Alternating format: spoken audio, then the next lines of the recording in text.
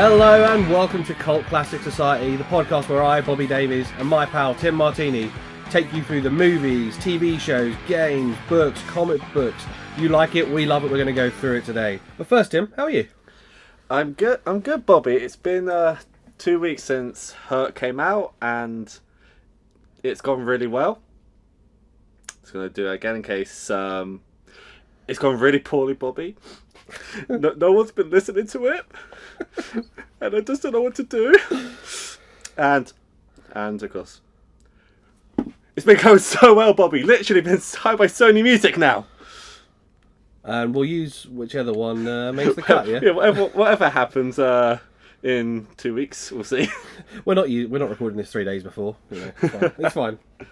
I had a listener tell me they loved the This Country episode of the podcast. Oh, okay. But they didn't like This Country, and I find that unacceptable. And if you're listening, you know who you are. Well, at least he was happy. Well, no. At least they were happy to hear our perspective.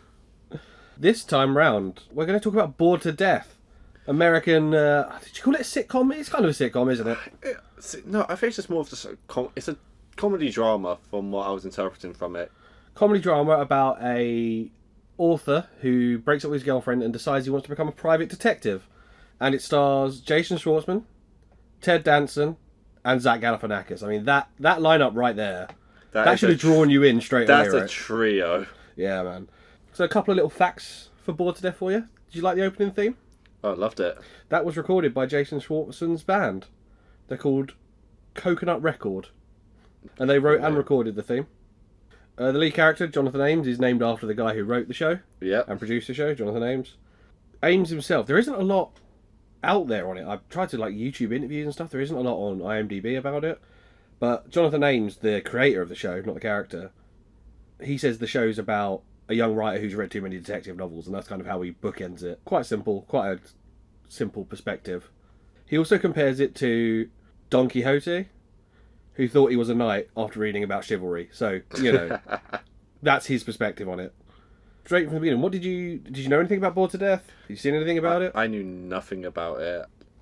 What also took me by surprise is when you told me about the show at the end of the John Wick episode, you did mention it was Ted Danson, so that caught me by surprise. Because Ted Danson is always best as a surprise. I've always found that. Yes, and he's an amazing actor and we will go into why he's amazing in this show. But he is unbelievable, right? Yeah, I knew nothing about Jonathan Ames as well, so it was really interesting to actually see this completely fresh work. Yeah, it wasn't interesting. I remember when I first watched it, a friend had recommended it to me. I think only the first and second series were out then, so before the third series came out, I started watching it. I'd never heard of it. In fact, it wasn't until after the third series had come out that I realised the writer had named the character after himself. I just didn't clock it. It's in the credits, and I look at it and go, oh, that was stupid not to have spotted that. At the time, anyway, it was a bit of an unknown. I think he's done a lot more now, but still a lot of it isn't massive in pop culture. No, absolutely. Yeah. And we'll go into that later. First episode I asked you to watch was the first episode. Episode 1, Series 1, Stockholm Syndrome. Do you want to take us away? Do you want to start? We can, because it opens up with Jonathan's girlfriend moving out. Yes. Because he drinks a lot of white wine. Was it white wine? Yeah, he drinks too much white wine and smokes too much weed. Yeah. For the first series, though, there's two things I've got notes for. Why the fuck is there fucking adverts on a service I pay for? Because I watch this on now. Oh, yes. 2, don't you love the animation for the intro? Oh, it's so good. Yeah, it's cool, right? Really well done. Really pencil drawing, line drawing. Yeah, and it uses the words to become the character. The words of the novel blend to become the animation. Yeah, it's really so cool. Good. And then straight off with the establishing shot is the New York brownstone apartment. Those things, they're renowned and they're really expensive. You mainly find them on Manhattan. Yeah. I know he lives in Brooklyn, so there must be some out in Brooklyn. But how are they affording this? She must do well. But he does stay in the apartment. I know. Because that's the thing about New York apartments, right? They're notoriously expensive. Oh, yeah. Worse than London, and London's ridiculous. Yeah. I mean, TikTok showed me 1-bedroom apartments in New York for $2,000 a month. I'm no thanks. Yeah, the same as zone 1 and 2 here, I think. Yeah. Silliness. Yeah, as you said, the scene starts with Jonathan's girlfriend breaking up with him, and actually helping the removal men Yeah. load her stuff. And there's a great line almost at the beginning when Jonathan's Jewish and he asks the Jewish removal men. Yeah. He says, "Oh, it's not a work you typically see Jewish people do." And the removal man is like, "Are you one of those New York self-hating Jews?" He goes, "Yes, I am." That's it. I wrote straight into Jew jokes. Yeah, straight away. So my favourite bit is when he's trying to justify smoking pot to his now ex-girlfriend, saying, "It helps with cancer." And she goes, "You don't have cancer." His response is, "Not yet." He's so oblivious all the time, which is why he's the worst person to become a private detective. Exactly. He can barely read the room he's in, and yet he's looking. He starts. You'll find out soon that he wants to do a job that requires being observant and all aware. Yeah. Just doesn't make sense. There was a little thing here that I noticed. Flashback to our John Wick episode. Did you notice how he was wearing his watch? Yeah, the inside. He wore it Yeah. on the inside like John Wick. He's obviously been reading those detective novels, Yeah. so he doesn't shine. It doesn't reflect the sunlight. Yeah. So yeah, after his girlfriend moves out, Jonathan puts up an ad on Craigslist, which is a blast from the past. Does it still even exist? I should have looked that up. I think it does, yeah. Oh god, I imagine it's more filled with perverts than it was before. And it already was from the start. Yeah, exactly. He puts up an advert offering his services as a private detective, saying his rates are reasonable, he's cheap, and his phone goes off straight away. Yeah. Like, he presses send, and then like 4 seconds later the phone goes. That is what you expect, isn't it? Like, say you put something on eBay or you put out a help wanted ad, you expect a response like that. For most of the time, it You takes don't. maybe a couple of days. And actually, he doesn't get a response like that because it's not someone. He thinks it's someone for his service. It's actually not. It's his best friend. It's Ray. Yeah. Yeah. And who's played by? Is that Galifianakis? And he basically plays like the same character in everything, I find, but he does it so well. I think he's moodier in this than most. He's like the moody version of that character. Yeah. He's like, because in a lot of them he's quite upbeat, but this one he's really moody. Yeah.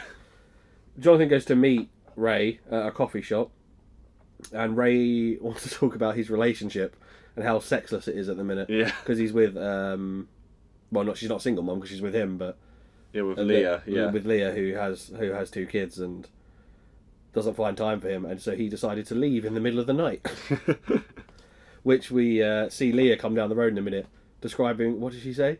Don't treat me like a one-night stand. And he says, to be a one-night stand, you have to have sex. Wow. But also, he gives Jonathan such horrible advice, which is, you gotta rebound fast. Neither of these two are equipped for what they're doing. He should not be giving advice, and No. Jonathan should not be a private detective. I think this was the moment when I realised that, because he kept calling him Jonathan, I was like, Jonathan, the writer's called Jonathan Names. Oh, self-insert. Yeah, he's there. This person is me. Yeah. Apparently, it's very minimally autobiographical. Yeah. So there's incidences of stuff that's happened in his life, and he kind of builds the story around them. Yeah, I hope that the real Jonathan Ames did attempt to be a private detective. I don't think so. No, I don't. Or maybe he did. Maybe he just hasn't spoken about it. There's a really great line when Jonathan and Ray are talking. They're complaining about their girlfriend and ex-girlfriend, and Ray says, "They're with us because we're artists," and then reality hits. Yeah. Because the reality of being an artist is you most likely are going to make much Yeah, money. you are broke. I wrote about him doing private detective stuff. It's either because he's bored or he needs inspiration for his next book. Because it doesn't really make it clear, because he just does it. So through most of the first series, it turns out that he's trying to write a book about the Kama Sutra, which is what he's promised his agency that represents him.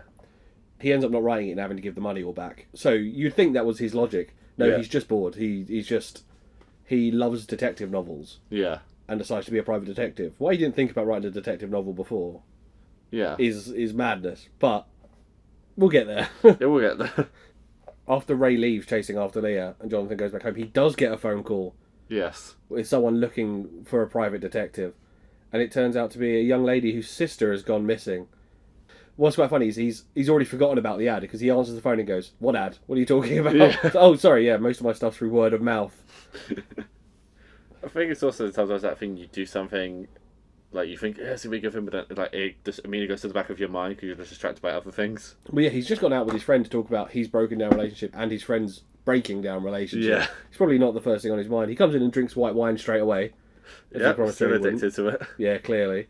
He goes to meet the young lady to find about her sister, And the first thing she says is, my sister's going out with someone who's quite old, like 30, I think. And I'm like, fuck you. Fuck you very much.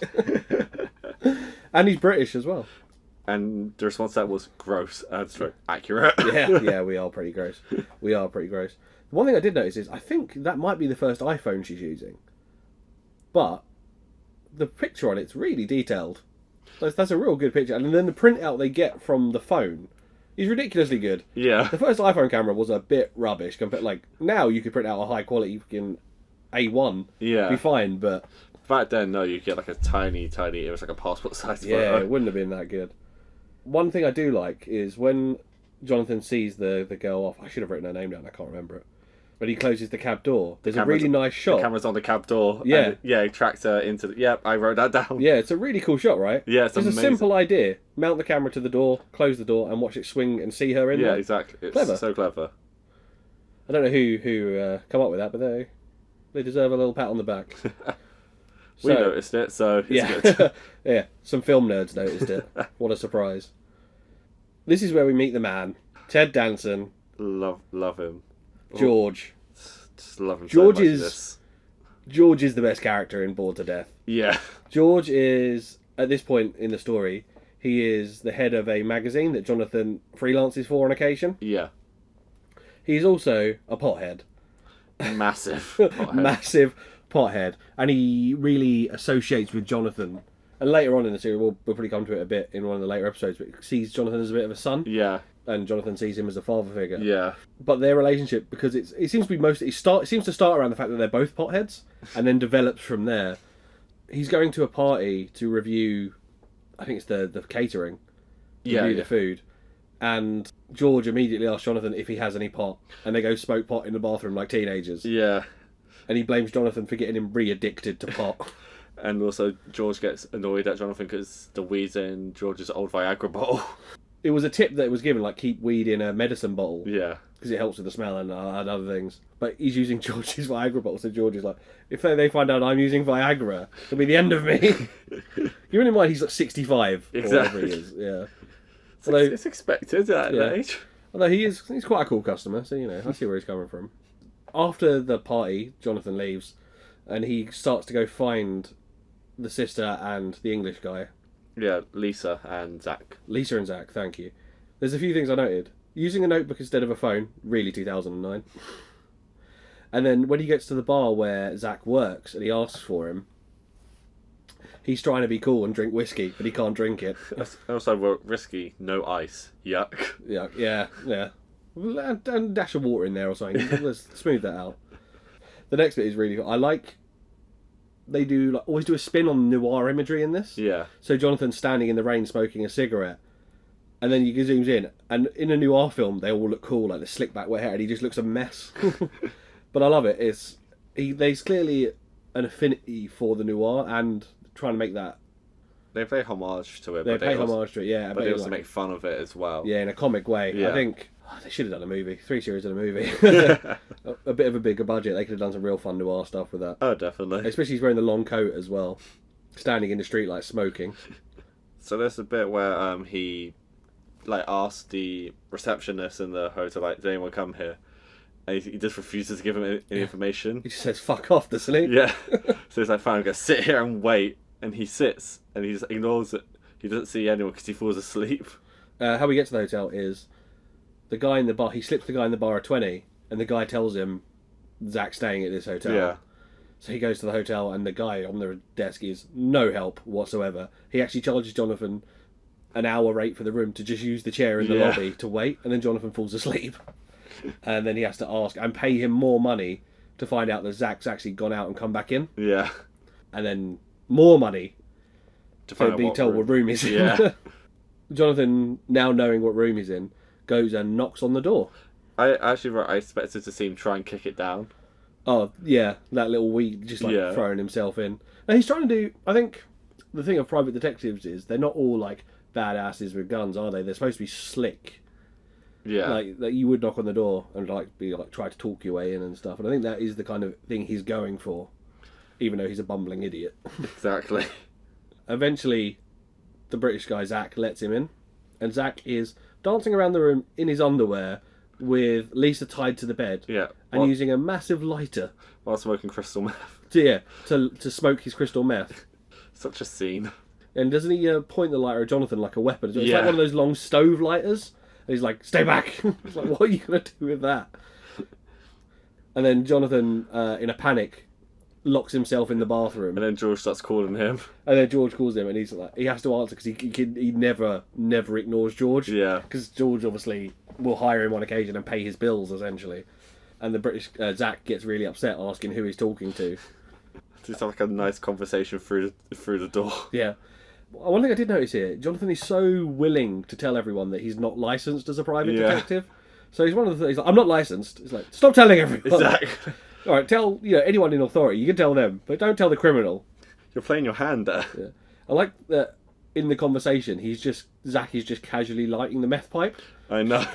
Yeah, having a go on that. I think my favourite thing is like we're role playing Stockholm Syndrome. Yeah, because she seems to be really into it. So there's a funny fact about Lisa. So she is played by Fiona Dourif, who is the daughter of Brad Dourif, who voices Chucky in the Chucky franchise. And you in your horror films. And she actually plays a character in the later Chucky movies and in the Chucky TV series. Oh, really? Where she gets possessed by Chucky. See, I didn't even know. Obviously, I've not seen any of that, so I didn't notice that she was anyone in particular. Yeah, this is like when she just like started out in acting, so she only gets small roles. I was like, oh my god, it's her. She's very good though. Like she's great. When they finally take the rag out of her mouth so she can talk. Yeah. I was gonna say also, Zach looks like a cheap version of Carl Urban. Yeah, he really does. A British one as well. That's disturbing. That's not right. When Jonathan starts to relate and essentially develops Stockholm Syndrome with the British guy, Zach tells him, you need to be a man when stuff like that happens, when she leaves.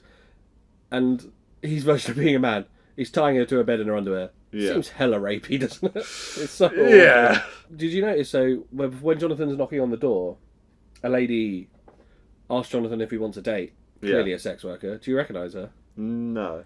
She is in Orange is the New Black. So the actress playing the sex worker is Laverne Cox. Oh. Who is a transgender lady. Yeah, yeah. And in Orange is the New Black, she's absolutely brilliant. There's actually a fun little tidbit about Orange is the New Black. Her twin brother plays her in flashbacks pre-transition. Wow. Which is... That's actually incredible. It's a really kind of creative way of showing that person's journey, I thought. No, that's it's really cool. And seeing Laverne Cox pop up here before... I think Orange is the New Black was probably her first big role. Yeah. And seeing her pop up here was quite cool. I was like, oh yeah, Laverne Cox is here. And then she grasses them up and calls the cops. Yeah. I was like, oh, Laverne. Laverne. So then Zach and Jonathan have to hide the drugs. Yeah, so Jonathan offers Zach pot. And Zach offers Jonathan crystal meth. And he's like, oh, you don't need that. It's all chemicals. It's some natural stuff. Have some weed. And then Zach actually does go to share the weed with him, which is when the cops knock on the door. So yeah, they go to hide the drugs. And then obviously they see what happens. When they enter the room, they see it does look like a hostage situation. And Lisa tied to the bed, so they all get taken in. I like when the cops remove the rag from Lisa's mouth. And the thing she says about Jonathan is, I don't know who that guy is. I think there's something wrong with him. Which I was like, yeah. Which is accurate, yeah. Yeah, not too bad. I like that he got caught by the police in the very first episode. Yeah. Because calling yourself a private detective without a license is illegal. Yeah. And he still keeps doing it. It's the premise of the whole series. The thing is, like, they try and talk him out of it, but he's like, nah. No, I'm gonna keep doing it. We see Ray and Leah come to meet him. Yeah. They are so dysfunctional. I know. Surprising they stay together. They stay together. They're on and off, but they end up back together towards the end, and it's a madness to me.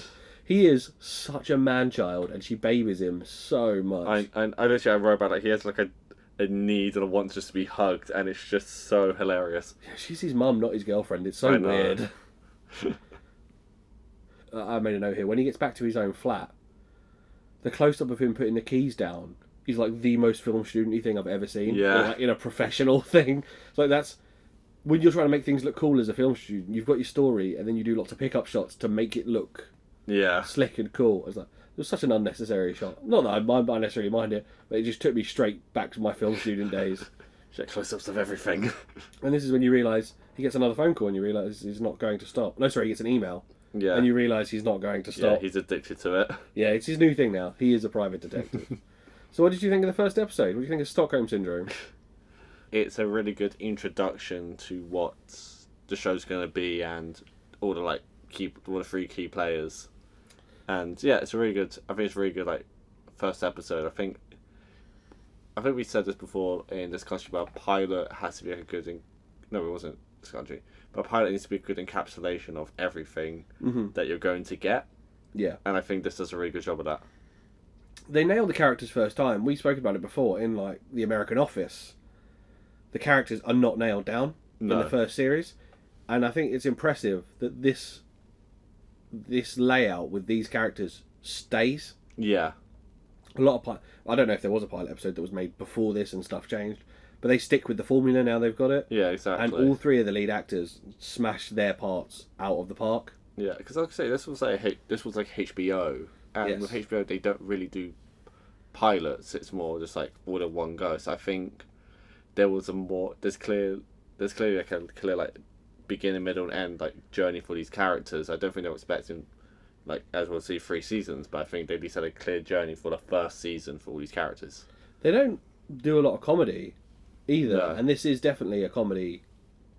In some respects, there is dramatic. That's why I think it's more this is dramatic comedy because it's more about the story, but then it has the moments of levity, but it feels more realistic. All three of the lead characters. Jonathan's actually probably the most serious, and then George and Ray provide a lot more of the comic relief. Jonathan does have his moments, but most of the comic relief is Ray and George. Exactly, he's the straight man, and he has his wacky 2 sidekicks. Yeah, he's one of them. He's twice his age. Exactly, which is really great.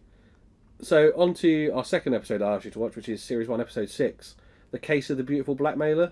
This, I think, if I remember rightly, this is the highest rated episode on IMDb. Wow. And is it my favourite? I do love this episode. It is really good. It's very private detective film noir about, adultery and cheating and stuff like that. It's very nail on the head, and then obviously put a spin on it. I've got a note here, actually. The very beginning of this episode, they're actually playing really, Starsky and Hutch 70s music. Yeah. Which I thought was a really cool. It seems that there's homages to noir and cop films all throughout that are quite subtle, and I really wish I don't have them on DVD. I'll rewatch them on now. I did have the DVDs years ago, and I donated them all to charity. And I wish I'd had them because I'm sure there must be extras on them talking about all the homages they do. Yeah, or there must be somewhere you can find out. So this is when I realised the story they feed into each other, because I was confused at what point did Ray get involved with this stuff, because obviously in the first episode he has no idea. Through the series, Ray hates it, but Jonathan ropes him into drive and stuff like that. He offers to pay him some money as well when he's struggling. He's I'll give you half of what I make, and Ray's oh, all right, fine. But most of the series, and he gets less against it the more it goes on. Yeah. But most of the series is what the hell are you doing? Why are you doing this? Yeah. This is dumb. And even Ray, who is dumb himself, we'll get onto it in a minute, but Ray is a cartoonist, a comic book artist. Yeah. Who's got his own he's got his own superhero who, through the whole thing, he only releases one comic, and it's got a bit of a cult following. But it's called Super Ray, and he's got his powers from his cock. Yeah, we'll get into that. And this is the guy who's telling you what you're doing is stupid. Yeah, exactly. He's so bumbling. Yeah. There's quite another early note as well. Jonathan's haircut, when he's doing detective work, he slicks it back now. Yeah. And when he's not, he has it forward. Because he just pretends to have so much confidence. Yeah, he's making himself look more like a real private detective. Yeah. So that everyone thinks he's a real private detective. Even though he's still not licensed. Yes, no, he never gets licensed. All 3 series, not once does he even try to get the license, I don't think. In the UK, I think you just need a security license, the SIA license. I think that's what you need. And then in the US, though, you have to be a former policeman, used to be in the army. There's a couple of other things, but he's not qualified, essentially. Wow. He would never be qualified because there's prerequisites to do it. Ray and Jonathan, at times, are so much more like a couple than best friends. Yeah. They squabble. I'm assuming that's what they're going for. But the way they squabble and the way they then make up. So there's a quote I have here where the guy who is asking Jonathan to get back the footage of him cheating on his wife, and Jonathan described himself as a private detective, goes, I'm good, I'm good. I'm good, yeah, don't worry. So yeah, the premise of this episode is that a man is being blackmailed by a woman because he's cheated on his wife and this woman's recorded it. and she's demanding, was it $500 a month after an initial Yeah. 1,000? Yeah. He's like, I can't afford that. And what's weird is I'm now getting on with my wife better than ever, and I need you to get rid of this footage.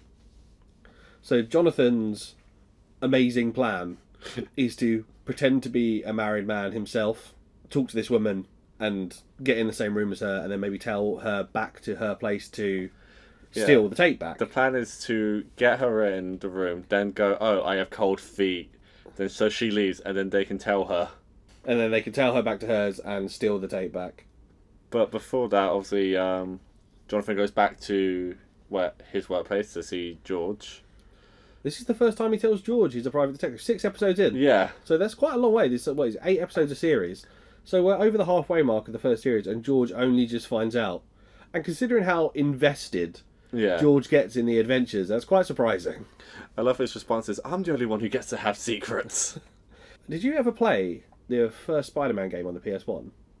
Yes. That building in New York in the background, it's in the background of this shot, and it's got like a circular, it's got a triangle roof with like a circular hole all the way through the building. Yeah, yeah. And that building always reminds me of that game, because there's a bit where I think you're chasing Green Goblin, and he flies through it. Oh, yeah. I don't know why, that building will always remind me of that game. Ted Danson.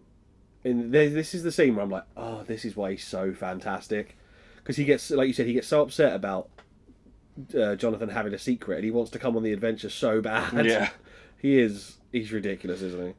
What I find funny, so you've watched The Good Place, right? Yes, yeah, I watched the first couple of series. So, what's so interesting about, so obviously Ted Danson, that doesn't play a person, he plays a demon, but who acts really human. Yeah. But this is a human who just does not act like an ordinary person would. He doesn't act like a 65-year-old in charge of a magazine, and a big New York magazine as well. He's a bit out of his gourd, isn't he? Yeah. He's not quite all there. The fact that he's done so well, it's one of those things, isn't it? It's very old school, like schmoozing in the 70s, where they would just get drunk and stoned, and now those people have all the power as a group. Yeah. And you can't get rid of them. They're all friends with each other. He's clearly just high all the time. Oh, yeah, he's constantly high. It does come back to bite him in the arse later. I don't think we cover it in this one, but maybe we'll go over that. Well, actually, we'll have to go over it because of what he's doing in the third series. Yeah. Oh, okay. So, when Ted finds out, George finds out he wants to help on the case. Yeah. So, they go to the private detective shop. Yeah. And do you recognise the actor? Patton Oswalt. Yes, he is. I was so excited to see him. And the way I always think of him as the lead firefighter in Brooklyn Nine-Nine. Oh, yeah. He's done so much, but that might be my favourite role of his, because him and Andy Samberg play off each other very well. It's very My favourite thing is his character in Parks and Rec, where he does this big speech about how Boba Fett survives the Sarlacc pit, and then, like, scene for scene in Book of Boba Fett is exactly how he described it. Yeah, I think whoever made Book of Boba Fett was clearly a fan. So there's like 2 notes I had before we get to Patton Oswalt. So they all leave, and Ray goes, "Oh, we're gonna take the Subaru," and George goes, "What's a Subaru?" He's been above that threshold of pay since well before Subaru became popular in America. Clearly, he used to get driven everywhere. Yeah, and there's a line where it's like, "It's illegal and insane. I like insane." He's definitely my favourite character, I think. Every time he's not really included in the main adventure, he's always in a side story at least. Yeah. But every time he's not in the main adventure, I get a bit like, no, I like him just with the guys doing the Exactly. adventure. He's more interesting where he's with everyone. Yeah. When we get to the shop, George is so enthralled with everything in the shop. He's so easily entertained. Considering he's like status in New York, Yeah. the fact that he's like, oh my god, a camera and a teddy bear, and like he's unreal. Like it's almost like he's just so disconnected from everything. So like even the most mundane thing seems amazing. What is it? He's like, he gets the pen with a camera in it as well. And he's like, I'm going to do all my shopping here. Yeah. Or it's when like he just spots all the cameras on the wall. Yeah. Like, have you ever had that when you like pass camera store? Yeah. And it transmits that to like the TV feed. Yeah. It's basically him doing that. It feels like he's basically not been in a shop for years, like an actual shop. Oh yeah, I mean, other people just bring him stuff and he eats at restaurants. Yeah. His fascination with everything in that shop tickles me every time, because they come back there. It becomes a regular after this episode. It becomes quite a regular place they go to. Maybe 2 or 3 times a season. I mean, it's good because it's because Patton Oswalt's character Howard, he's just so interesting. It's so funny, isn't it? The thing about Ray's comic as well, that he wants to try and get published. Yes. About the lesbians getting pregnant. That's so my next. That was my next note. I was just thinking how I was going to explain it. So Ray's cartoon is actually about donating sperm. It's not about the way he phrases it. Isn't. Yeah. It sounds like he's sleeping with them himself. Yeah. No, in an earlier episode, he donates sperm to two lesbians who claim to be fans of his, and it actually turns out that they're just con artists siphoning sperm and selling it on. They end up selling it to another lesbian couple who, when they meet Ray, are not happy with who he is. Don't expect it like a George Clooney. Galifianakis. They thought that the couple who were selling them the sperm were like from a reputable company, and the description was like Greek and I can't remember what the other things were, like intelligent or whatever. And they meet Ray, and one of them's like, "Oh God." The other one actually likes him, and we see later on that Ray actually gets involved in the kid's life. Oh, that's nice. So the couple break up. Yeah. There's a really great line where Ray says something along the lines of, "I'm going to be seeing my son today. The nice mum got custody, so I get to see him." It's just like, oh God. Wait, is that the one that we see in season 3? Yes, child? the kid. Okay. Yeah. So it's the kid from the donation from here. Okay, Yeah. that makes more sense now. Yeah, so the kid isn't Leah's. Yeah. It's from the sperm donation, yeah. Was it Renee? The mum. Yeah. Yeah, something like that. Yeah. She's not a major character. She kind of reappears for maybe all of another 2 minutes. Because I have a note which literally, who is this woman? No, yeah, it's not someone he slept with. It's someone he donated sperm to. Oh, and then okay. she decides that he needs a male role model. Why you pick Ray? I do not know, but apparently. I've got another here. Driving around Manhattan is pointless, by the way. If you've ever been, don't. It takes forever. Same as London. Yeah, get the subway. Like, just... Yeah, same as London. Don't bother driving around London. Unless if you're like have to go from one end of London to the other, you just can take like motorway or whatever. Like, yeah, go around the M25. Yeah, use the A roads. Don't exactly. go through the centre. But don't drive into London. They pull up to the hotel, and as soon as she tells Jonathan to go get the room, Yeah. and as soon as the plan is at all altered, you know this is going to go super badly. My favourite thing about this is Jonathan uses Ray's name. Yes, yeah, when Ray finds out, he gets quite upset, especially considering he's like in a happy relationship, quote unquote. Like, so Jonathan is now entrusting Ray and George to enact part of his plan for him, to be ready for when he comes out to do the tale. Yeah. And you know what they do when he goes in? Immediately get high. They immediately get high. They get so stoned straight away. And then when they start drawing each other. Yeah, so George gets... so Ray gets his pad out and starts drawing George, and obviously a very... And then George's like, "Can I draw you now?" Like, I feel like a child. So we see Jonathan in the room waiting for the blackmailer, and she straight away is quite like a femme fatale. Yeah. She comes in with a long coat. She's got the shorter haircut with the bob. Yeah. That would more be associated with people in, say, the 40s, 50s, 60s. Yeah. So you immediately get there's another kind of homage to noir. Straight away she looks like something out of the past. And straight away he almost lets slip what his name is. And Exactly. fucks it up. He's just immediately attracted to her. No, yeah. So he's like, sees how pretty she is and starts fumbling over his words and almost fucking it up. And then, he does fuck up because he immediately has sex with her. Yes, he does. I was going to say, before they get that, we cut back to the car. Ray has to tell George not to high dial his own daughter.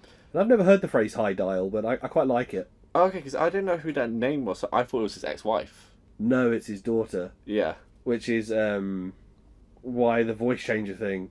Yes, so that's more creepy. Also from the spy shop, they buy a voice changer. Yeah. Of course he does.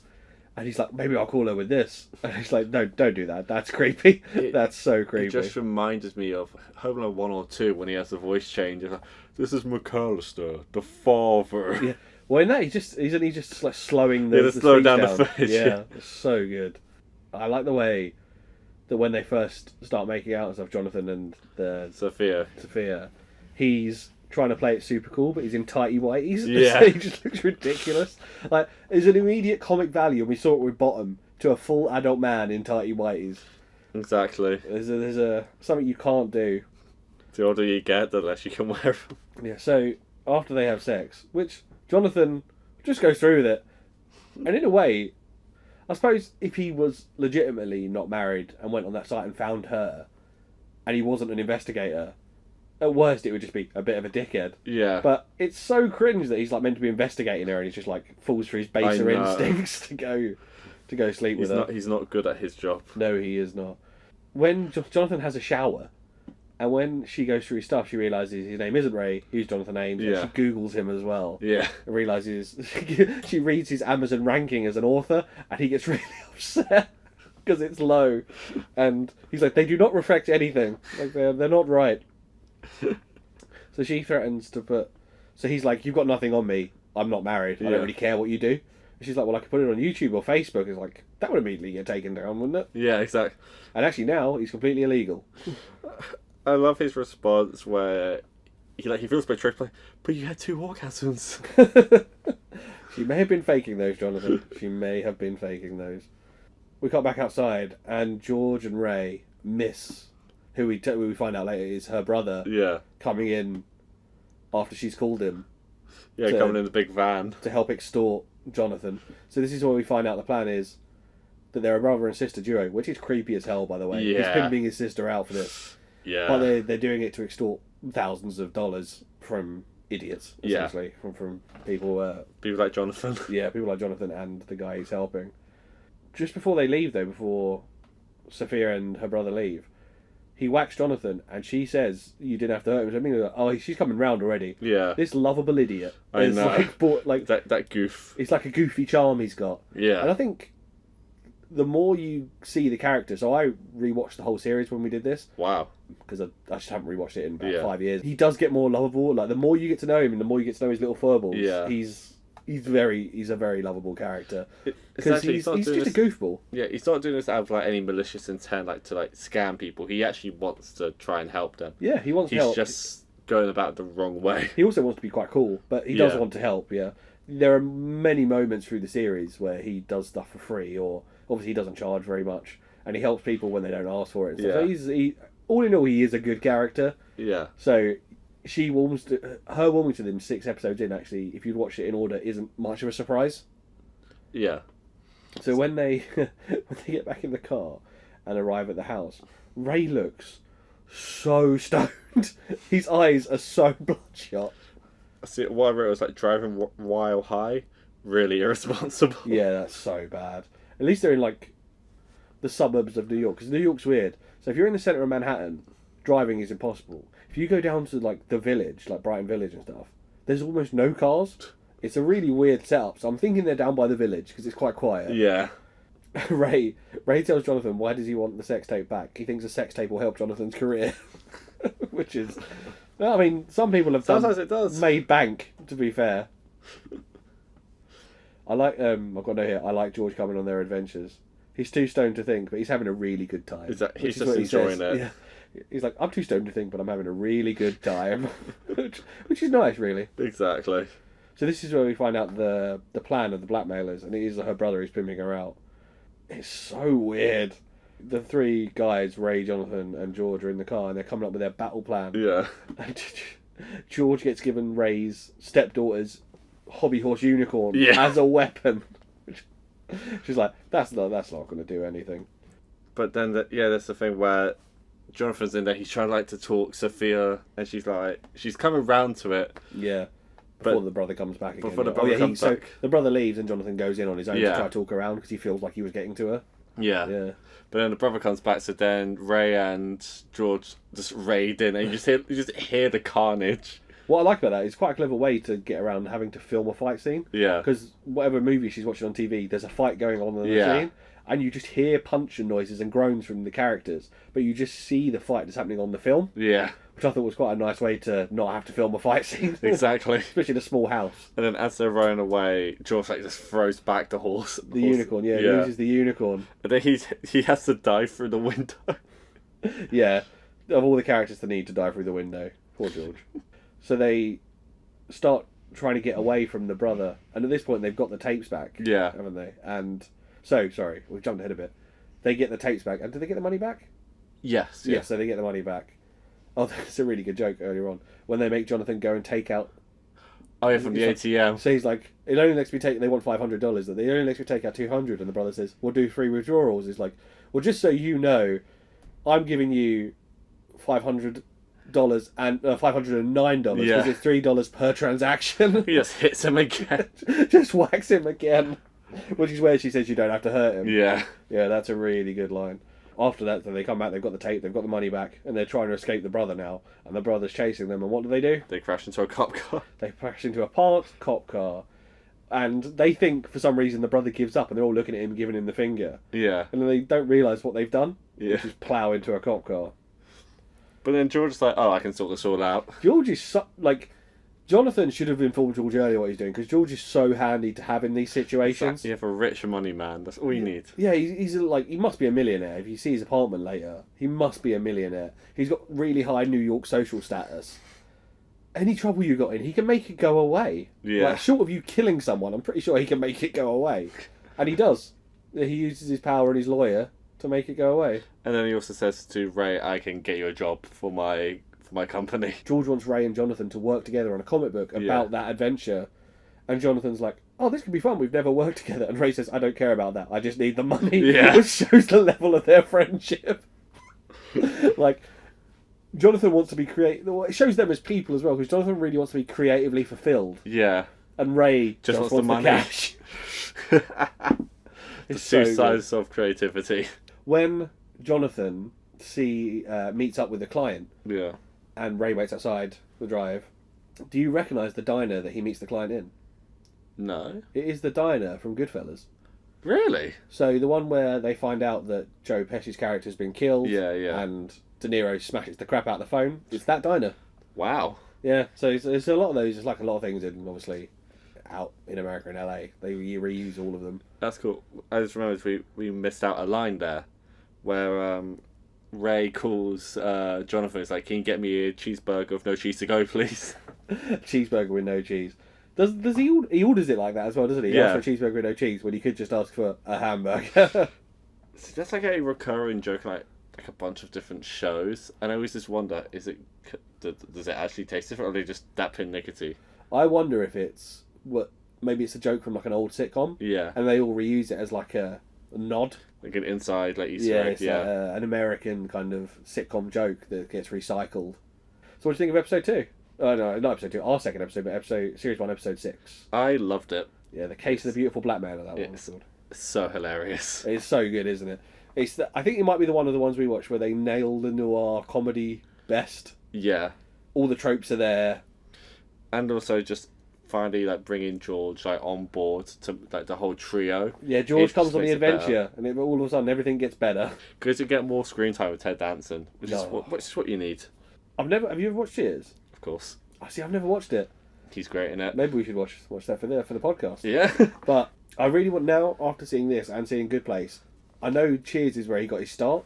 So do I really want? I should go back and watch it. I feel like he's a bit more straight laced in that. He's kind of like the straight man of it, but Yeah. he has so much charisma. So On to our third episode, but series 2, episode 3. The Gowanus Canal has gonorrhea, which is a reference that comes out later. yeah, But- they say exactly word for word. Yeah, the Gowanus is a canal in New York, and apparently it has gonorrhea. So My first note was, oh no, why is George at the doctor's? And then followed up by, he has what? yeah, we go straight off the bat with something real heavy here. George's doctor tells him that he has cancer, and then he makes out with the doctor because he's George. Yeah. He gets his face put straight in her chest, and then he makes out with the doctor. Well, like he has like a moment of realization of what's about to happen. She just like reaches around and grabs her arm. And he asks, "Are you ever this nice to any of your other patients?" She says, "No." She has like a very confused look on her face. I actually forgot about this storyline before rewatching it. I was like, because the rest of this episode, I'm like, I love this episode, but I forgot that this was part of it, and also that you don't get the wrap up of it in this episode either. No. Do you want to know the wrap up of George and this storyline? Sure. George doesn't have cancer. Oh. So there's another George with a very similar surname, and they got switched around. And when George is getting prepped to have the tumour removed, he actually gets taken to the surgery, and Jonathan's the one who realises, because the nurse keeps calling him by the other surname that's quite similar, and George just dismisses it as she keeps getting it wrong. Oh, wow. And it's a really nice moment where they're like, "Oh, that's a relief," and then they realise that the other George has now gone even longer and still has the cancer and it's probably gotten worse. And it's so dark. But our George is all clear. Yeah. That puts other stuff into perspective later. And in fact, nearly gets... So, between this and the last episode, the magazine gets bought by a right-wing Christian company. And they do random drug tests, and it gets found out that George is a pothead. And they threaten to send him to rehab, but then he's like, I've got cancer. But then when they find out, when he tells them, oh, I don't have cancer, and they're like, well, then you have to go to rehab. He's like, but I thought I had cancer. And it's a weird thing, because the character shouldn't be right, but he is right. Yeah. They're like, you. As far as they're concerned, they don't know he's a pothead. They thought that he thought he had cancer and was going to take that for the pain. Yeah. And then he finds out he doesn't. Surely that like kind of goes, well, you don't need to go to rehab then. We'll just test you in a few weeks. Yeah, exactly. Just need But to be careful. They tried to send him to rehab, and as we find out in the episode we're going to talk about after this, he no longer works at the magazine. He quits. Yeah. But that's the result of all the cancer, and it actually ends up him quitting the magazine. That's the storyline. Wow. But then from that doctor, we cut to Jonathan on a date with Jenny Slate. Yes. So I had to look this up. She's in the 2 episodes before this as well. So, yes, there's an episode when Ray finds out that the sperm he donated has been stolen and given away. And to try and track it down, he knows that the 2 women he donated it to originally shopped at I can't remember what it's called, but they've got these things in America where they use all natural produce and farmers come together and sell it. Like a farmer's market. Kind of, but you have to be like a member to go there. I don't know. But she works there, the character works there, and she's a pothead. Oh, okay. And they're trying to convince her to tell Ray and Jonathan the address of the ladies. She refuses, and they even offer money, and she refuses. And then Jonathan offers his really good pot. It's like, do you want to come smoke with us? And she accepts. And then they get like into really deep chats, and they become a couple. And then in the episode before this, she suggests that they become polyamorous because she rekindles a relationship with her first boyfriend. Yeah. Which is where we kind of meet up now, and Jonathan and her are on a date. And what happens? Well, she decides she wants to be monogamous, but not with Jonathan. With the other member of the with the guy's called Warren. Yeah. Apparently he's a comedian, but we don't see any of that. All we see is he's an obnoxious arsehole, and he like talks down to Jonathan and stuff. And by this point, you love Jonathan. Yeah. You leave Jonathan alone, you big prick. Well, like, what a way to be broken up with, like, in front of a naked lady climbing out of a giant condom. And then, while I was just like, why does this need to be a date? Yeah, so they're on a date, and it's in, like, I don't know what you call it. It's almost, I suppose, is it like a burlesque That's what show? I thought burlesque. So there's an act on the stage, and she's in underwear and topless, and she's in, like, a balloon. And the act is she kind of forces her way into the balloon, then back out. I don't really. Yeah. You've got the conversation going on in the foreground, and the act's happening in the background. So I don't really know what's happening. Yeah, it's just meant to like catch your eye, but you're not really meant to focus on it. Yeah. So then after that, when Jonathan goes outside, he gets kidnapped. There's one of my favourite lines in that bit. Which I'm from South London originally, and a lot of it has been gentrified. So this line really struck a chord with me when Jonathan says, "There must be some mistake. I've never been mugged. I wrote that line. Been gentrified for years." I wrote that line. It's such a good line, and I love how they kidnap him in a zip car. Oh yeah, they've hired a zip car. What criminals these two are? They don't even have their own car.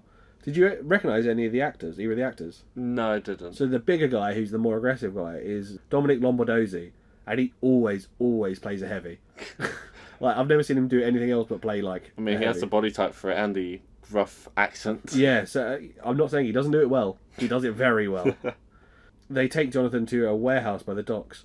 And what is immediately funny is they're violent criminals with guns. And yet to talk to Jonathan, they use Big Brother tactics.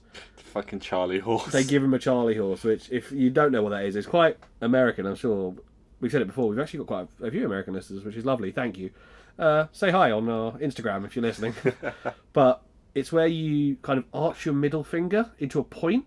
Yeah. Like, I'm showing Tim now, like that. Yeah, yeah. And then you Sticks out punch. the most, yeah. And it kind of creates a dead point where you punch on the leg, and they call that a Charlie horse. It makes your leg go well dead. As a Big Brother, yeah, it's useful. Is this tied to another episode? Because they mention Jonathan's... Because the reason they kidnapped him is because Jonathan owes was it 50,000? No, he doesn't owe anything. So in a previous episode before this, Jonathan does a job for a policeman who's into all manner of kinky things. Yeah. Some of them actually you would consider something you wouldn't be ashamed of, kind of 15 years later like it is now, but the way it's set up in there, he's like ashamed of. He goes to like an S&M dungeon. Yeah. All his data of who he is and his credit card and stuff is on the hard drive, and it turns out the S&M dungeon is actually just a front. Yeah. And they're laundering money and drugs. Because there's going to be a raid, this policeman knows there's going to be a raid because he's a policeman, and he hires Jonathan to go steal the hard drive. Yeah.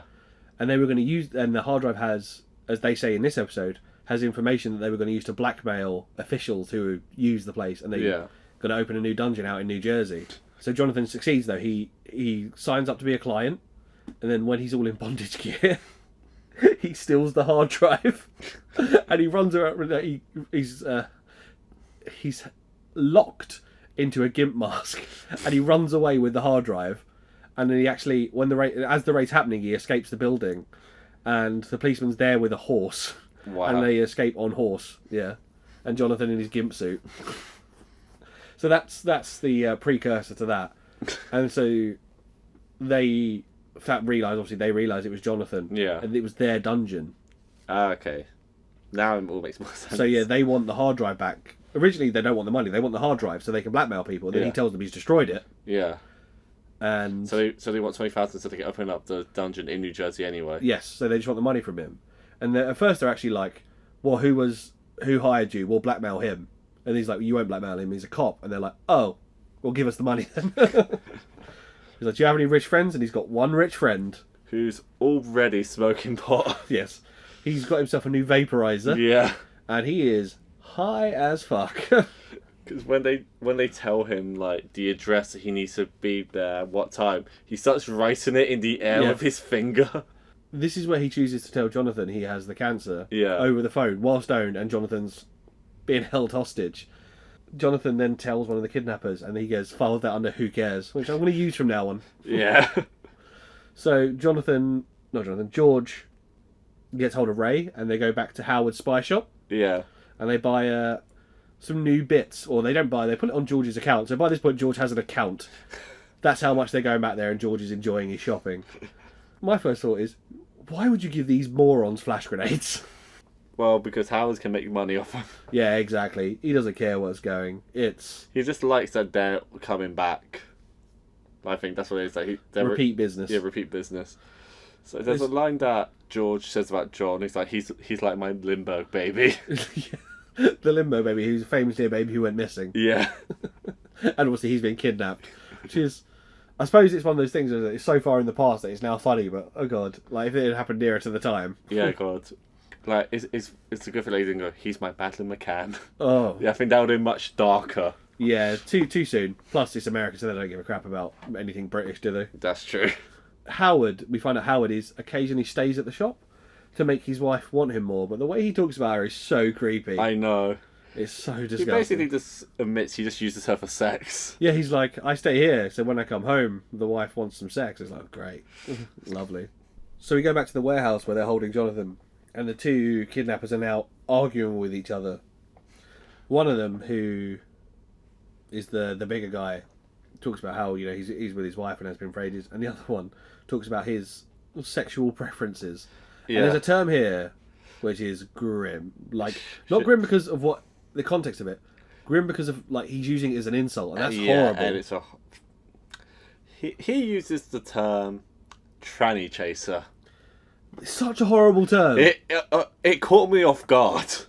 Because they repeat it multiple times throughout the episodes. Yeah, and it's like 2009 doesn't feel like it's that long ago. Well, 2010, because this is series 2. Yeah. Doesn't feel like it's that long ago. And yet, this got past censors that would not allow that now.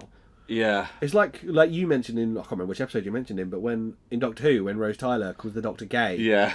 As an insult. And that was 2005. Yeah. And that again, 2005, yeah, okay, 18 years ago. But respectively in history, that's not very long ago. And it's mad what kind of got onto national television. Well, that's it. I think if you think about like 10, 14 years ago, it's like oh, we can't make gay jokes anymore. Who's the next we can go Yeah. after? So, trans people. I think if with a few touches, this could have made more palatable. Yeah. If he was made out to be the arsehole for saying it. Yeah. If Jonathan had turned around and been like, "Hey man, that's not cool. I mean, people it's are people." Yeah, like he's implied to be like the dick of the situation. But for the kind of sake of taste, Yeah. it's not played up that he's a prick for No. saying that enough. You know it's bad when Ori Sonny does better for like trans jokes. And I mean like early Ori Sonny, like seasons 1 and 2. and they're doing it to push buttons. Yeah. This isn't doing it to push buttons. This is doing it because they think it's funny. Yeah, exactly. And this is And it just comes out of nowhere. It's like, it feels unnecessary. And as you said, if this tweaked the joke slightly, or like presentation of that thug, because I don't think they ever say his name. no. So let's call him Thug 1, Big Thug. If this tweaks his presentation a bit more to be like clearly the dick, Yeah. and like Jonathan like have more of a what the fuck reaction kind of thing, Yeah. it would have been much better. It's like what we said about Bottom as well. Yeah. Where Richie is clearly suppressing his homosexuality. And if they had have had longer, maybe they would have Macked it. Yeah. And then Always Sunny in Philadelphia, where Mac is repressing his sexuality and then later accepts it. Yeah. Kind of a character arc in a full circle. And Yeah. it's kind of giving these things maybe more time, but then this is a one-off character. And it was never going to be... This is the only... I want to rewatch the whole thing, and this is really the only scene where I was like, it felt a bit sour to me. Yeah. Because it's such a good show. So fun, so tongue-in-cheek. And this bit, I'm like, oh, man. Yeah, it's very just like, oh, come on. At least it's coming from like a horrible thug character. Yeah. It's not Jonathan, Ray, or George. Yeah, I think it would have left a much like worse taste in my mouth if it was one of those three. Yeah, for sure. Because they're all nice guys. Yeah. But I do like how they have relationship talk, and the big thug gives the most cliched answer, which is never go to bed angry. And Jonathan goes, oh, isn't that a cliche? And he goes, it's a cliche because it works. Now Yeah. shut the fuck up. She's like, oh, I forgot we're a hostage situation. Yeah. This is when the two thugs start arguing with each other. Yeah. And Jonathan kind of stokes it. The two thugs are talking about Oscar Wilde. The smaller thug says he empathises with the poetry and the words of Oscar Wilde. Yeah. Possibly because they both did time in prison. Jonathan says, I also like Oscar Wilde, and they talk about it a bit. And the big thug, the one who's obviously the more horrible one, also then goes on about, shut the fuck up about Oscar Wilde. And while they're arguing with each other, Jonathan slips out of his ropes, Yeah. and then tries to use the time to run at a locked door like a moron. This is where he falls down, because by this point, he's solved quite a few cases, but he still makes stupid, rash decisions. I know, it's hilarious. There would have been a much better way of dealing with that. The guy was holding a gun and not pointing at you. Grab the gun! What is he I doing? mean, it probably would have ended up with him getting shot, but... Yeah, maybe. I don't know, but there's a better idea than running straight at a door. Yeah. We cut to outside, and Ray and George are armed, ready to go, and stoned as fuck. And they are waiting for the agreed meet time of 2 o'clock before George realises, why are we doing that? That's a stupid idea. We have the element of surprise. So they decide to go in 7 minutes early. 7 minutes early. All the surprise of 7 minutes. When they're clearly not going to be waiting. They're going, oh, it's 7:02. Maybe they'll be here in a second. Idiots. Well, he does say, I am a stoned idiot. Every time they could be useful, they get stoned as fuck and fuck it up. So good. And then so George makes Ray run in first, and the answer is because I have cancer. And then Ray goes, you're already using that.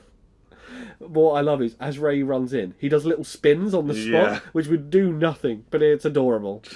He's got they've got guns with rubber bullets, Yeah. and Ray's running in and doing little spins on the spot. Not rolls, not running shoulder rolls. He literally does a 360 spin on his feet and keeps running. That's great. And George, what does he do before he runs in? Takes a hit of his vaporizer. Yeah. Because he thinks it's a walkie-talkie. Yes, he's trying to talk to Ray through it. Because we get the joke earlier as well in the spy shop. Yeah. He's like, oh, you sell vaporizers? He's like, these are walkie-talkies. Yeah. And he goes like, It's like, I can see him. I can see him. It just inhales immediately. Yeah. So they've got no way of contacting because George has bought the vaporizer instead of Yeah. the walkie-talkies. So he just shouts at Ray, doesn't he? Yeah. He's running in after Ray, and then he has a flashback of Howard telling him to check the safety. Oh, yeah. And he checks the safety, and it just fires. Yeah. And he bounces off of the window, shatters it, Yeah. but then hits Ray square in the forehead. And these idiots have fucked everything up now. As Ray and George like kind of huddle together on the floor as the other two come out, George goes to throw the flashbang. It just rebounds off the door and goes right back into the... Yeah, and they blind themselves. Yeah. That is how they chose to try and save Jonathan. But it's a great fade to white transition. Yeah, it's not often you get a good fade to white. It's often used for like death and stuff, but a flashbang, that works. Yeah. And yeah, we flash to white and back into the warehouse, and all three of them are now tied up. The small thug is in disbelief that Jonathan tried to use Oscar Wilde against him. Yeah. It's a classic manoeuvre. I can't remember what gets around to this conversation, but it turns out that George says he hasn't tried LSD, and I'm like, how hasn't he tried ecstasy? I know. Like, he was in the 60s and 70s, and he's a big pothead. I'm really surprised he hasn't. They no longer trust George to produce the money, so Jonathan's got one more idea, and it's his parents. Yeah. They drive to Jonathan's parents' house in New Jersey in broad daylight in their zip car. When they get there, Jonathan's dad only has $2,000. Yeah. He gives it to them, and the thug, the bigger one, gets upset and points the gun. And then Jonathan's dad points out, "What are you going to do? It's broad daylight." Exactly. And then the little thug goes, "We need to get out of here. It's too bright here. Fucking Jersey." Listen, New Jersey sucks. So they leave with their $2,000. And it cuts to Jonathan, Ray, and George in Jonathan's childhood bedroom. Just because there's a bit right before that, as they're driving away, John's dad goes out and says, like, "Oh, that's a zip car. Is that better than all the other car rental services?" And his wife goes, like, "What are you doing?" It's like, "I have a right to ask on my property." He's such a dad, that character. He's just like, I want to know this information, so I'm going to ask these two violent thugs with a gun. They're in Jonathan's childhood bedroom, and Jonathan's mum calls up saying there's food ready. And obviously Ray and Jonathan have been long-time friends, because Ray's like, "Have you got," I think he's asked for fish or something, like pilchards. And she's like, "I got them just for you, Ray." And he says it in a high-pitched voice, like, mimic hers. Yeah. And then, as they're leaving, George gives them a little factoid about pot in New Jersey being legal. Yeah. And this is where Ray goes, "George, you're the greatest pothead I've ever known." My phone knows, is George always high? It's like, yes. Yes, he is. Yes, he is. He lives high. And then I've actually got the little note off this is explaining about the raid on the sex dungeon, which we've already covered. So that's good. That covers my last note. So what do you think of that episode? It's my favourite episode of the Four You Made Me Watch. Yeah, it's great, isn't it? It's definitely up there. It's just all just like character stuff. Like, there's not really much in terms of story, but just in terms of like character interactions, it's just incredible. It is. It's really good, isn't it? Of the ones we watched, it's the time you see Jonathan really in trouble with some proper violent criminals, because it never felt like the brother in the last episode was ever going to kill him. It felt like he was going to beat him up, but not kill him. These lot feel like, and the same with Zach in the first episode, it feels like if he was going to do anything, he's just going to rough him up. Exactly. These two will kill him. Exactly. Yeah, it's such a great episode. And we've got one more episode that we watched. Yes. Which was Series 3, Episode 3, The Black Clock of Time. So there's a long history with Jonathan and Lewis Green. He is, in the first series, there's a rival magazine. Yeah. And it's owned by the husband of George's ex-wife. Oh, okay. Who George has an affair with. So he's having an affair with his ex-wife, which is great. And they challenge each other to a boxing match. And then Jonathan challenges Lewis, because Lewis is a snarky bastard who gave Jonathan's first book a bad review. Yeah. And then Ray's like, "I want to fight someone." So they bring along a random cartoonist. Ray has to fight him. The only one who wins his fight out of the three of them is Jonathan. Wow. George would have won, but he takes a dive because his ex-wife, who he starts having an affair with, asks him to, because her current husband has a bad heart, and if he gets too roughed up, he's probably going to die. So George takes a dive. Wow. And Ray just gets distracted and gets punched in the face. But the cartoonist guy is actually a masochist and wants to be beaten up. And he gets really upset when he gets one lucky shot on Ray when Ray gets distracted, and Ray never hits him. He's like, "I wanted to get beaten up." and it never happens. It's really good. Poor lad. And Lewis, so Lewis becomes a regular kind of fixture. Lewis also gets involved. He tails Jonathan in one episode. So Jonathan applies for a job that Lewis has also applied for. And then Jonathan has to go on a case, and Lewis tails him and ends up getting... Again, Jonathan gets kidnapped, and so does Lewis. Oh, God. But Jonathan helps them. Jonathan gets them to escape. Yeah. Because by this point, he's even better at being a detective, kind of makes distraction escapes. Lewis is a liability, has his ankle broke, and they're running through the woods, and he's like, leave me here. And Lewis tries to hide, and Jonathan's like, I'll come back for you. And Lewis tries to hide. He's got like his feet poking out from his hiding place. And the thugs find him, and Jonathan has to save him again. And then they both wrote a version of it, the story, and entered it into a New Yorker contest, New Yorker the magazine. And Lewis's version won the contest. Yeah, because they referenced that. Yes. Yeah. And Jonathan rewrites Lewis's character as a busty blonde, essentially, like a femme fatale. And Lewis just tells the story as if Jonathan's like delusional. So they're kind of both twists on reality. But that's amazing. Unfortunately, Lewis's one wins. So that's where we're kind of at with their rivalry. So they are full on rivals. Yeah. That's who Lewis Green is. For you, for some context, and for anyone listening, if you only watched the 4 or you're not even watching, just wanted to listen. We start off, Jonathan is trying to find his birth dad. Yeah. Because he tells his dad that he thinks it's great that Ray donated sperm and now he's a dad. And Jonathan's dad's relieved because he's like, well, we were never going to tell you this, but you're from a sperm donor too, because I'm infertile. So which is why Jonathan's trying to find his birth dad. That makes a lot of sense. Yeah. Because there's also the line, who was burned down a sperm bank? Yeah.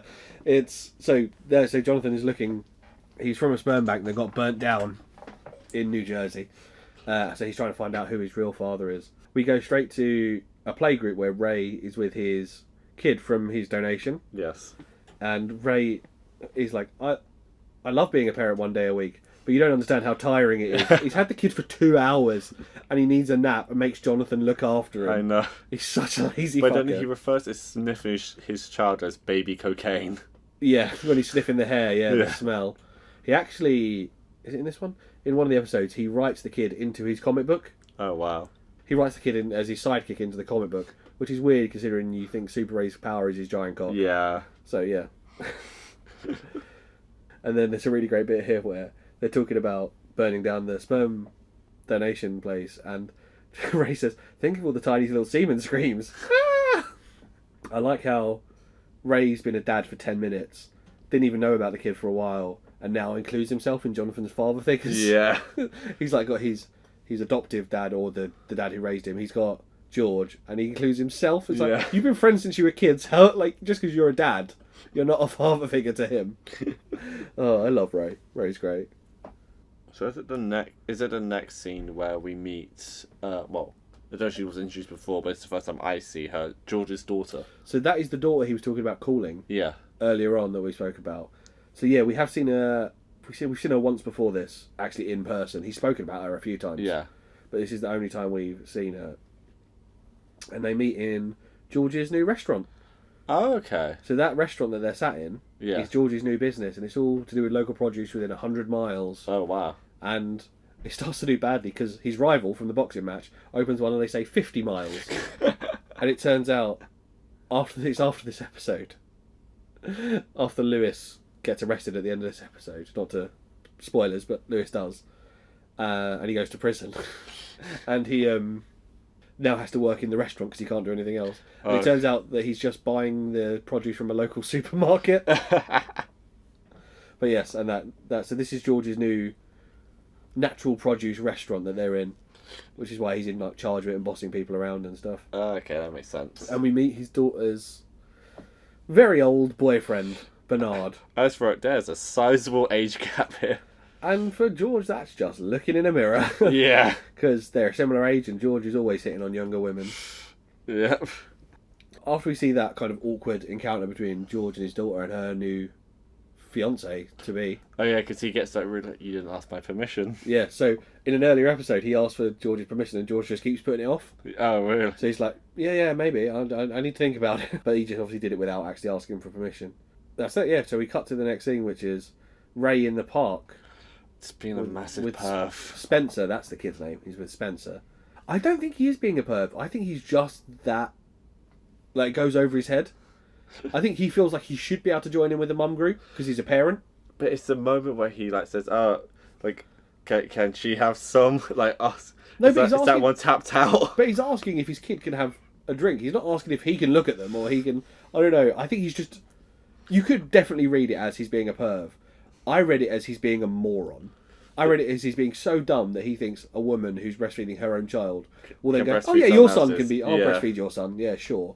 I read it as he's being dumb. I mean, he is very, very, very dumb. So that's kind of the situation there, and we leave Ray there with the mums for a bit, and we go to George's office. Yeah, where George is talking to Jonathan, and there's a really great line where he says he's a really good father to Jonathan because he doesn't care if he actually succeeds because he's not really his dad. And the Jonathan goes, "Actually, you're not good." Yeah, maybe you're not. Maybe you're not. So he mentions that his daughter and fiance do something called dog role play. Yeah. Goes, but thankfully, he's the dog. It's like, what? It's what? still weird. Yeah. It's still weird. So when they first meet, actually, he comes in. Bernard, the boyfriend, comes in all lycra off his bike. As she calls him like a dog, it is bizarre. Yeah. It's like, come here, boy. It is weird. That is the difficulty with a series like this. We're picking the best episodes to talk about, but because we both have full-time jobs, so we don't have the time to sit and watch whole series of stuff. So there are blanks that need filling in. So kind of do our best on the blanks. Yeah. I think like this is like, well, apart from when it was like the special of this country, this is like the first time where all the episodes kind of like feed into each other. Yeah. So you kind of need to watch everyone so you get like a full grasp of everything. Because obviously with this country, it was just the special that we didn't cover. Most of this country, aside from the storyline with Daisy May Cooper's character and her dad, you could watch them in any order. Yeah, exactly. There isn't much kind of like continuity through each one. But in this one, it's like it sticks with continuity. Yeah, there is an overarching story for sure, like more so than this country. Yeah. So we go back to the park, and poor Ray, I actually feel really sorry for him here. He puts Spencer in a pram. Yeah. And then some woman moves the pram. Yeah. So he then takes the wrong one. That's not even him being an idiot. Yeah. Someone has done that to him. Normally in sitcoms like this where they get themselves in these situations, it's their own stupidity that does it. Yeah. No, this isn't his fault. Exactly. He got screwed over. He gets so screwed. So yeah, a lady. There's a row of prams, obviously, because there's so many mums. And they look all similar. A handful of them are bright red, including Ray's one. He puts Spencer in the red one, and then a lady moves it out the way to get her own pram out, and then doesn't move it back. Yeah. So then Ray picks up the one that was closest to the spot he was already in, which is about 2 foot back. Yeah. And his actual one has been moved like 7 foot the other way. I know. And that's not his fault. He just goes, as we all would, turn around, oh, that's my one, because that's literally where I just walked away from, and just leaves. And he accidentally kidnaps a little girl and leaves his own son in the park. Exactly. This has now left me, so if I was ever to be a father or a parent, I would double check every 2 seconds. Yeah, every 10 seconds. Is that the right kid? Is that the right kid? This is definitely my child, right? There's a really good episode of Malcolm in the Middle where Hal accidentally picks up the wrong kid instead of Jamie. So he takes Jamie to the park and then comes back and it's the wrong baby. They do that in Family Guy as well when Pete accidentally takes a child, which makes less sense considering Stewie's football head. Yeah. Considering Stewie's real dad, Hey Arnold. Yeah. So we go back to Jonathan and he's now awaiting to go on a TV show. Yes. To talk about his new book, which is actually about being a private detective. Yes. So he's finally writing what he knows. The TV show is Dick Cavett, and I looked this up. Dick Cavett has had like kind of talk shows in the past, but when this was out, he didn't have one, so they've kind of created this. So he's a real TV personality, but I think they've created this show for Bored to Death. Just for out of retirement. Yeah, just get a notable TV personality and make up a TV show that they can be on. I like how Jonathan's agent refers herself being like a Black Widow. Yeah. Which is obviously another kind of noir trope. Exactly. So yeah, there's just another little nod there. I've written here we hadn't seen Lewis, but yeah, he's an arsehole who gave Jonathan bad reviews. And then he said to talk about his book, The Black Clock of Time. Black Clock of Time. It's such a dumb joke. And the fact that all of them fall for it. I just love it later where it's like, Cabot's assistant goes, The Big Black Cock of Time. It's like, where's the word big in that? What I thought about this as well is like, is this another one of those jokes that may not have got past the censors? Is it too close to the bone, do you reckon? Is it... I think in America, the word cock, it's so British. Yeah, it's that's okay, because they can say wanker. Because they say it on The Simpsons, and the word shite. Yeah. They say that on The Simpsons, which is a PG show, but because it's British, it's charming. Yeah. So I think, like they said, even the word dick is like not really seen as like a major word in America. Yeah. Somehow the word penis is much more explicit. But also, like, this is like an adult show, it's on HBO. So... Yeah, I suppose you're right. It's just... Because around this time, Game of Thrones probably had just started, and that just had lots of nudity. What I also thought was, it's just... to me, that joke, that gag, isn't massively in keeping with the comedy of the rest of the series. No. It's almost Always Sunny-like. It's so on the nose and silly. But they do it twice, which is what I respect. Yeah, that's Family Guy, like, repeating the joke. Yeah, but they do it twice at separate points, and it's that they could have overdone it with everyone saying it. Yeah, but true. because they do it twice, it's very just like, okay, we've addressed it. So when Jonathan and Lewis have their interaction, I'm sorry, Jonathan saved his life. It was Jonathan's case. He just got himself in the way and made things worse. Yeah. That is Jonathan's story to write. Exactly. That is not Lewis's story. He's such an arsehole. Yeah, and he acts so pretentious with like, yes, me and my father would watch the Dick Cavett show every night and then we'd recite it the next morning. Oh, he's such a cock. I hate him so much. He's one of those characters. You know, I introduced my wife to pro wrestling. Before that, she was like, why would you watch that? Now she loves it. She doesn't get when a bad guy is doing it to get a rise out of you. And I can heat. Yes, and I can normally... I love bad guys in wrestling, and I like see, this is what they're doing to get a rise. And I understand the character of Lewis is there to get a rise out of you, but I fucking hate him. So you're getting worked. He's so smarmy. Well, considering how badly it goes for him in this episode, I feel like it's just deserved. Yeah, he almost always gets comeuppance at the end of most of the episodes. Like, he gets knocked out, so at least I think it's satisfying. It is satisfying. He's on after Jonathan on the show. Yeah. So we get Jonathan being called to makeup, and that's where we leave that, and we go back to Ray, who is now back at his place, and he wheels the pram in, doesn't look at it, and says, "Keep sleeping, Daddy needs a drink." That is bad parenting. It's awful parenting. So he goes and gets himself a drink, and I think he goes and gets a joint as well. Yeah. Gets drunk and high, like, immediately. And he starts using what is clearly meant to be his son's finger paints. Yeah. And he paints Super Ray with finger paints, which I thought was half adorable, half fucking stupid. But then the parents of the breastfeeding group research Ray, and they find his drawings. And the mum of the actual child gets horrified. So yeah, the mum of the kid who he accidentally abducted finds Super Ray comics and obviously sees the 80-foot long cock that is like used as a superpower. And yeah, quite rightly in her position, she's like, "Oh my god, this guy's a monster." Yeah. The only person in this who is in any wrong at this point, well, apart from him getting stoned and drunk, I suppose, is the woman who moved the pram. Exactly. She's a dick. We cut back to Jonathan about to go on the show, and there's a child being interviewed right before Jonathan. And as the child rocks backstage, Jonathan reaches out for a high five, and the kid just leaves him hanging. Did you hear? So obviously this show's a literary review show. Did you hear what the kid's book was called? It was called Splitsies, A Child's Perspective on Divorce. That is a horrifying book for a child to have written.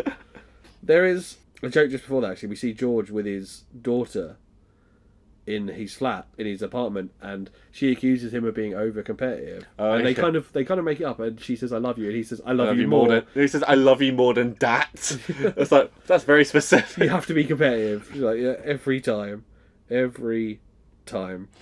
So Jonathan on the show starts to like stumble over his words and stuff, and isn't doing very well. Yeah, he trips up on the stage, so then he puts on sunglasses to look cool, but he's like, we don't wear sunglasses. Yeah, that's why you don't wear it. And then he starts smoking.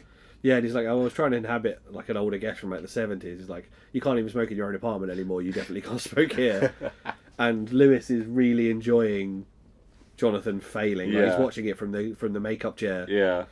And he's like, this is delightful. Oh, we got to mention, like, Dick Cavett has, like, a rule, which, like, you always must make eye contact with Dick Cavett. Yeah, you can't look at the camera. He's the focus, yeah. And at this point, Ray's now smoking a pipe while doing the finger painting before we go back to the TV show. Yeah. This is when they're about to go to break, but before they go to break, Jonathan mentions that he is looking for his real dad. Yeah. And Dick Cavett gets a brainwave. He's like, okay, do you want to stay and we'll talk to you after the break? And then when the presumably a producer comes over to him and says, okay, what's going on? He's like, oh, this dad stuff's gold. We're in Oprah territory. Yeah, we're in Oprah territory. We'll just bump the other guy. Yeah. So then Lewis just has a freak out backstage. Yeah, he gets bumped from the thing. He gets bumped from the show that he's watched with his dad, and his dad used to make him recreate. Yeah. His dad sounds like a psychopath. His dad's Jonathan says it like his dad's a psychologist. He used to do experiments on him. He was shit talks him on TV.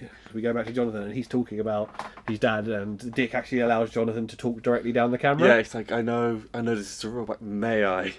He's like, it's unconventional, but so am I, so I'll allow it. Yeah. Yeah, and he starts talking directly down the camera.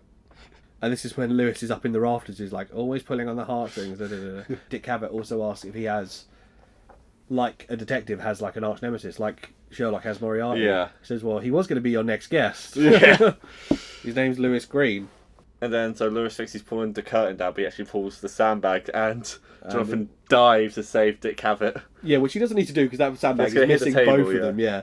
So Jonathan saves, quote-unquote, Dick Cavett's life by being shoved out of the way, and Lewis is left hanging upside down by his ankle from the rafters, and obviously the security come in and take him away, and he gets arrested. Yeah. That's where we leave Jonathan and his story, and we go back to Ray with this kidnapped child, and then he realises what's going on. The police are outside with a spotlight on the apartment. So Ray calls George for help. George is incredibly stoned. On his way to help Ray, he thinks he's being tailed by the police, and he gets paranoid, and he thinks his phone's being tracked, and he throws it in a mailbox. Yeah. I've got another here that says, Lewis reminds me of a Scooby-Doo villain when he's hanging out in the rafters. Yeah. My favourite thing is when Ray gets released from the cell, he immediately just hugs George and then hugs everyone else. Yeah, he hugs George, then Jonathan, and then Leah. Yeah. Yeah, he's like a big kid, isn't he? And I like that as he's leaving, Lewis gets dragged in to prison. Yeah. And we find out Lewis makes a friend quite quickly. He says he'll help write to his parole officer. Yeah. Yeah, and that's kind of the end of the episode. That's where it wraps up. Yeah. They realise that Ray is innocent. It wasn't, he didn't do it on purpose. It actually is his son that he left. Yeah. We also find out then that the mother of his son now doesn't want him to see him on his own. Yeah, which is a bit breaks tragic. his heart. Yeah, poor Ray. He was getting into the whole being a dad thing as well. No, only for one day a week. Yeah, one day a week. Well, that's for Ray. That's like perfect. Yeah. He gets to be a dad, but he doesn't interfere too much with anything else. And that's kind of where we leave that episode. So, what did you think? The fourth episode we watched. I thought it was really good. Clock of time. I thought it was really good. It was interesting that this was like the only one where it doesn't really have much of a detective story to it. It's just about Jonathan, like, just pushing his book. Yeah, pushing his book. Like, obviously there's the overarching like detective story about trying to find his dad. Yeah. But that's not really the focus of this episode. You get like the opening of it where he's like still looking. But so it was really just nice to see that. Most episodes do have a case in it. Yeah. There's about, I think there's 2, maybe 3 in the whole thing that don't. And this is one of them, yeah. And we can technically classify the third episode we looked at as one that doesn't have a case in it because he's like he got hired for that. Yeah, it's like a link back to his old case. Yeah. Yeah. But it's an old case coming to bite him, so there is still a link to a case at least. Yeah. Thoughts? Bored to death, overall? I loved it. I think I'm definitely going to watch all the other episodes now.